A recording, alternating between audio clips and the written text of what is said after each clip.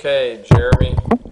So, looking at your swing here, and I like your setup position, although from the back view right here, I'd like to see a little bit of both knees and a little bit of both forearms. Right now, looking at your setup, I can really only see, your right knee and your right forearm here at address.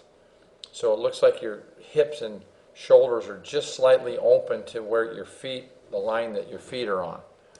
Okay, but you take it back, you have a really nice backswing. You're turning it back in good shape here. Your swing plane at the top is good as far as if I draw a line from the ball through the shaft, you can see that it's right on plane.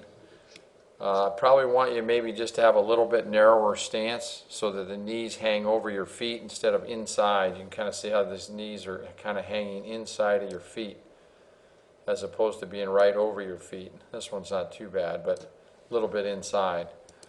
Okay, so nice turn, great width and everything, looks really good. But here's what happens in your downswing as you start down. You got that shaft nice and shallow, but watch what your hands do and look at I want you to look at your hands relative to that red line I've drawn, and they're going to drop under that, and they're going to drop pretty significantly under it. And then that's why everything looks like it's pretty bunched up in here. And because the hands are moving in and to the left, and the club is kicking out there, you have to use a lot of rotation in the face. You can see how the hands roll over. Otherwise, you'd hit everything to the right. So you have a lot of rotation, and you can see how that club face is very, very closed. Okay, so you have a nice impact position, but lots of release right there. Okay, and that's primarily due to the path of your hand. So let me show you what I'm talking about here. I'll give you an example.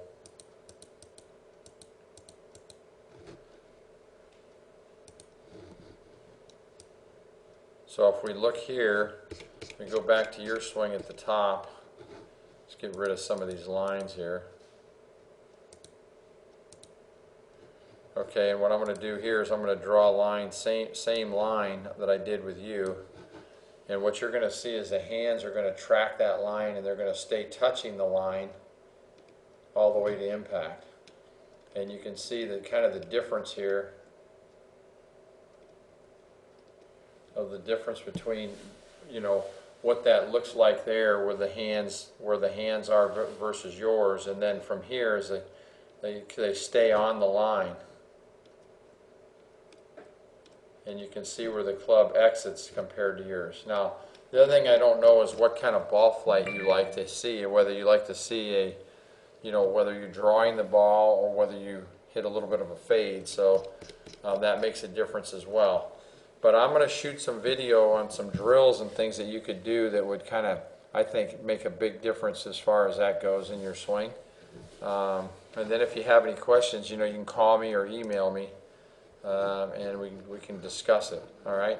So I think mainly the main thing is your transition and your impact and post impact could be a little bit better, and you can control that face so you don't have quite as much timing with your hands.